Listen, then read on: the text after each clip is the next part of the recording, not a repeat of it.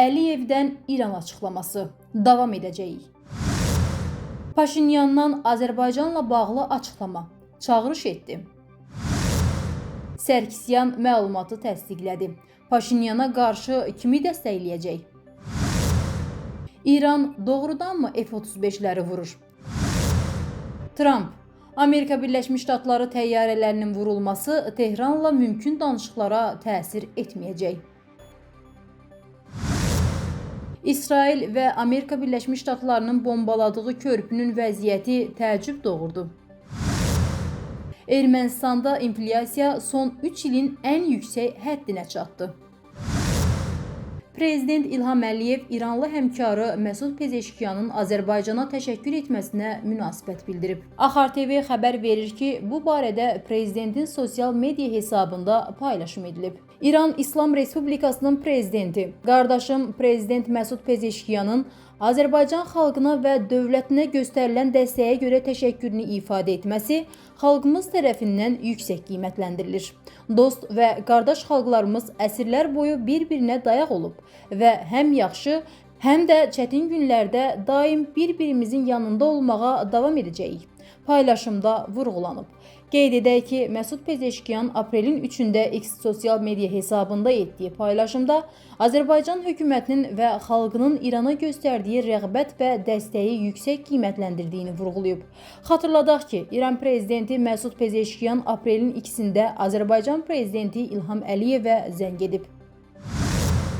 Ermənistanın baş naziri Nikol Paşinyan vətəndaşlara müraciət edərək ölkədə keçiriləcək seçkilərin əhəmiyyətini vurğulayıb. Axar TV Global Info Aza istinadla xəbər verir ki, o seçiciləri sülh və sabitlik kursunu dəstəkləməyə çağırıb. Onun sözlərinə görə Ermənistan və Azərbaycan arasında sülh bərqərar olub və bu ölkə üçün dinc inkişaf dövrünü açıb. Paşinyan qeyd edib ki, 7 iyunda keçiriləcək seçkilər xüsusi əhəmiyyət daşıyır.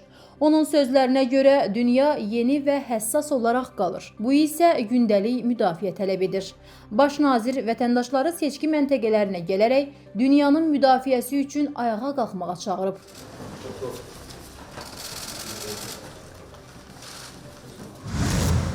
Ermənistanın keçmiş prezidenti Serj Sərkisyan partiyasının yaxınlaşan parlament seçkilərində birbaşa iştirak etməyəcəyinə dair məlumatı təsdiqləyib.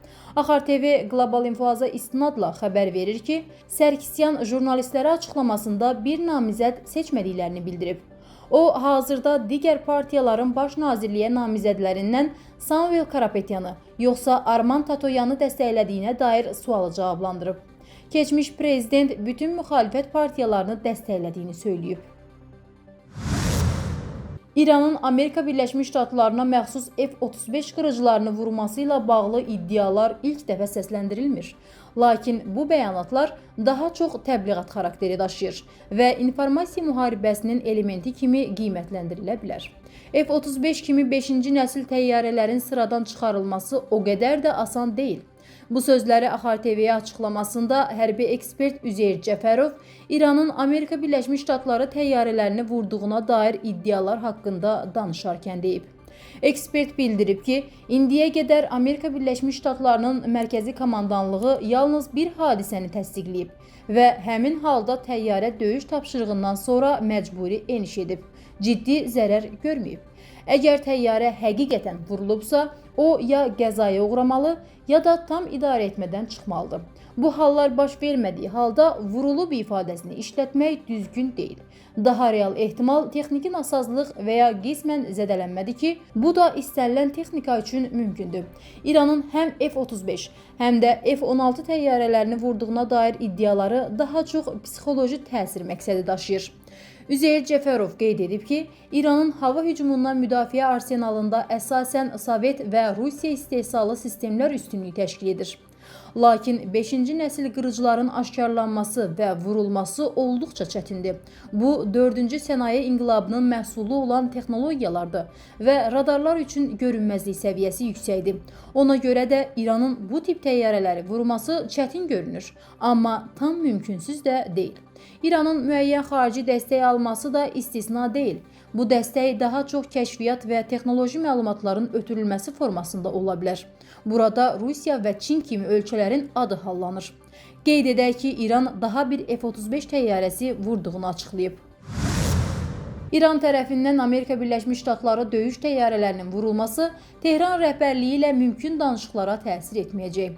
Axar TV xəbər verir ki, bu barədə Donald Trump NBC telekanalına telefonla bağlanaraq verdiyi açıqlamada bildirib.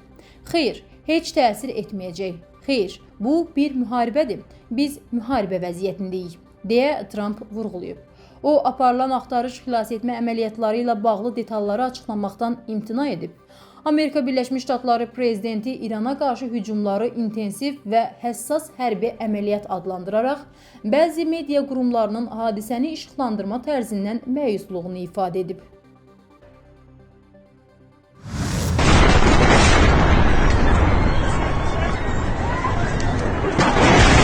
Amerika Birləşmiş Ştatları və İsrail qüvvələri İranın Kərəc şəhərində tikilməkdə olan iri körpüyə zərbə endirib. Axar TV xəbər verir ki, APA-nın Tehran bürosunun əməkdaşı hadisə yerində olub. Zərbələr nəticəsində körpünün giriş və orta hissəsinin zədələndiyi, istifadəyə yararsız hala düşdüyü görünür. 2 dəfə hədəf alınan körpü daha əvvəl tam işləy vəziyyətdə olmayıb. Bu körpü B1 körpüsü kimi tanınır. Enerji və logistik baxımından Kərəci Tehrana və Qəzvinə bağlayır. Uzunluğu təxminən 1 kilometr, hündürlüyü 136 metrdir. Bu layihənin icrasına 10 il öncə başlanılıb. Açılış ərəfəsində hücuma məruz qaldığı bildirilir. Son yayılan rəsmi məlumata görə bu hücum nəticəsində 13 nəfərin öldüyü qeyd olunub. Rəsmi Tehran körpüyə hücumu pisləyib. Mülki infrastruktura zərbə endirilməsini qəbul edilməz adlandırıb.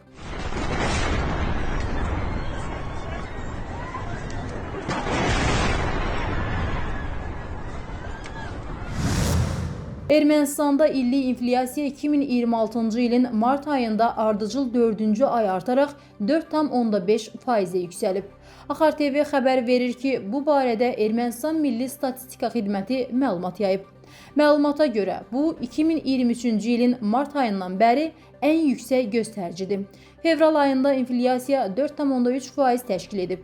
Qiymət artımı xüsusilə ərzaq və alkoqolsuz içkilər, geyim və ayaqqabı, restoran və hotellər, həmçinin rabitə xidmətləri üzrə sürətlənib. Eyni zamanda mebel və ev təsərrüfatı avadanlıqları üzrə qiymətlərdə azalma qeydə alınmasından sonra yenidən artım müşahidə olunub. Aylıq müqayisədə ölkədə istehlak qiymətləri indeksi 0,7% artıb.